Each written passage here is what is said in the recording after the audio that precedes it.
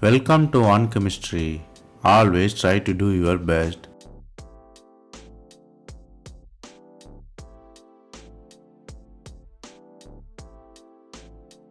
Now, let us see about 100 concepts in organic chemistry.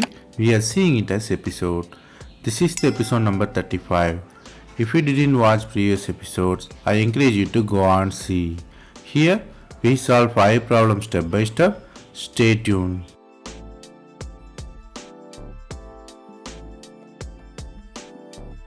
Let us see the first question. They given the 5-member ring with ketone there. Basically, they are ketone, cyclic ester and cyclic anhydride.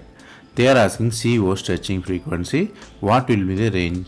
It will be whether 1865 or 1770, 1745. We have to match the values, which one matches which. So from the structure and possible IR values, you might realize the question is really about carbonyl groups in different structures versus its stretching. So the answer is C there. Let us see how.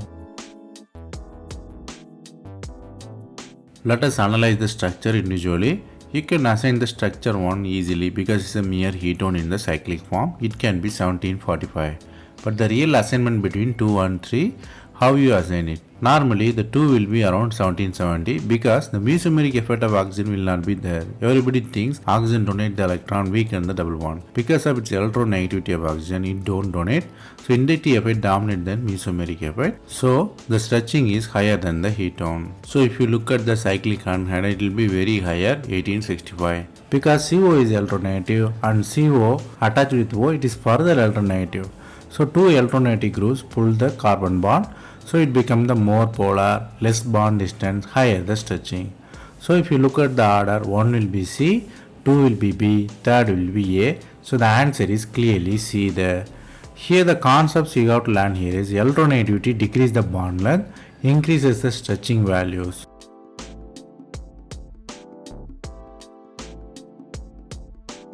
Then let us see the next question. Here they given the biphenyl compound which attached with methyl group there. 2 methyl groups are in the ortho position in the both carbon. 4 methyl groups are stereochemically defined. 2 methyl groups are on the plane. 2 methyl groups are above and below the plane. Here they are asking number of signal in the 13C NMR. Here they are asking whether it is 5 or 6 or 10 or 13. So from the question and the possible 4 values, you might realize the question of NMR is really about symmetry versus number of signals. The answer is A. Let us see how. Here the compound has 2 mirrors inside. Here I drawn separately for your understanding. Here 2 mirrors are opposite and orthogonal to each other. Both are perpendicular to each other, difficult to identify. So one mirror is on plane of the atom, another mirror is on bisecting the 2 phenyl groups. So what really happens is 2 mirrors create the symmetry. The symmetrical protons have same chemical shift. So if you look at clearly, you will have 5 chemical shifts, which is 5 signals. Here I given number for your easy understanding. So I given numbers in the each phenyl group. So if you look at it, you will have only 5. All others are same or reflection of those. Here the concepts you have to learn here is you have to imagine the molecule in the 3D and you have to identify the mirrors inside. The atom on the other side of the plane will have same chemical shift.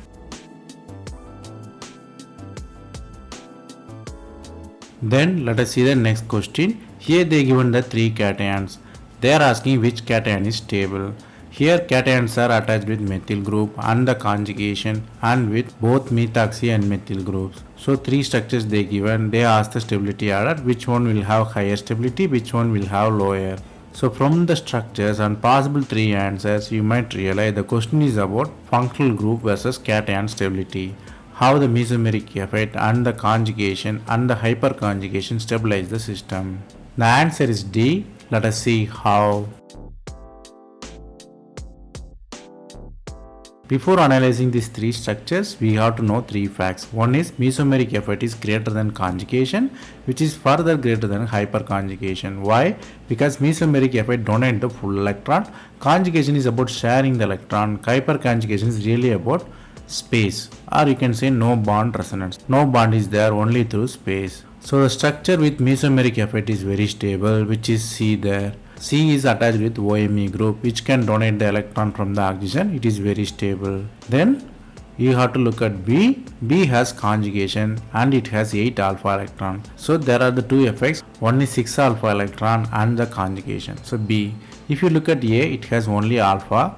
If you look at the B, it has 6 alpha hydrogen. So hyperconjugation is possible and one conjugation is possible. So B is next stable. If you look at A, it has only alpha hydrogen, only the hyperconjugation. No other effect is there. So C is most stable. Next come B, then least will be A. Here the concepts you have to learn here is mesomeric effect is greater than conjugation. Hyperconjugation will be the least one here.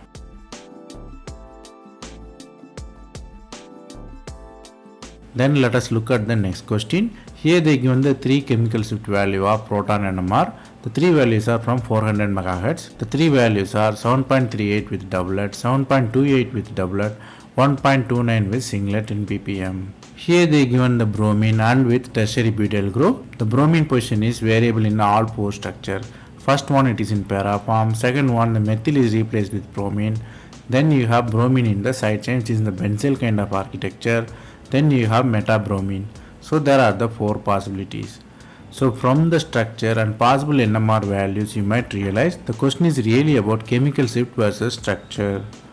The answer is A. Let us see how.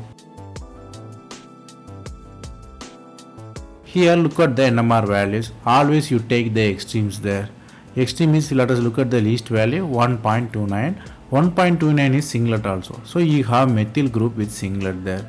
So only one type of methyl is there. If you look at it, you have tertiary butyl group is there. So which can assign safely 1.29.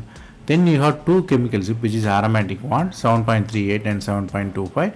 If you safely arrange it, you can have 7.25 is near bromine because of de-shielding effect of bromine which is electronegative, and 7.38 comes in the ortho position. So the answer is clearly A.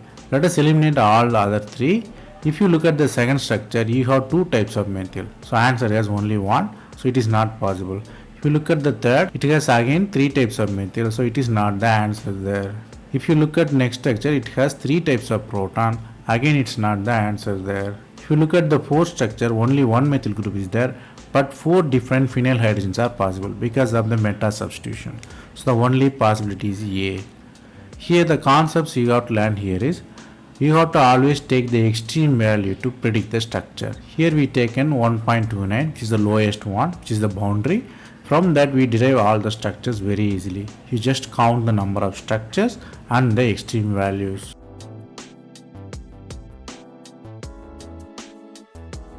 Then let us see the next question. You have pyridine with hydrogen peroxide and acetic acid and nitric acid and sulfuric acid. Finally you are using PCl3.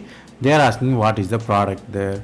Here they given the 4 product with different nitration. One is 3rd position nitrogen is there, another is 4th position nitrogen is there, another is 3rd position chlorine, 4th position chlorine. So basically nitro and chlorine substitutions there. So from the question and the reagents and choice of the products, you might realize the question is really about regioselective substitution in the pyridine. The answer is B. Let us see how.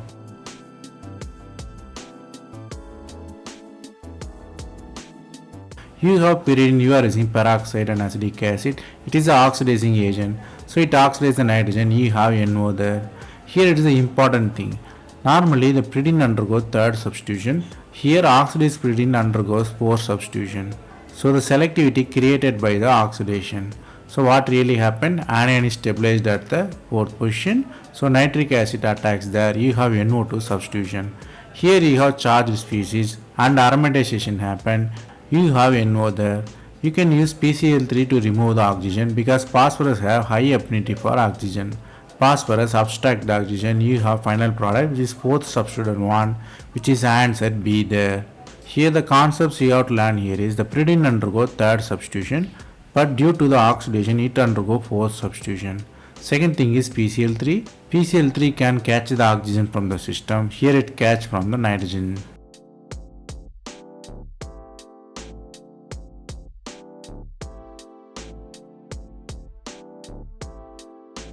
That's all from this episode. I hope it was easy. Thanks for watching. If you have any suggestion, comment below. Stay tuned for next episode.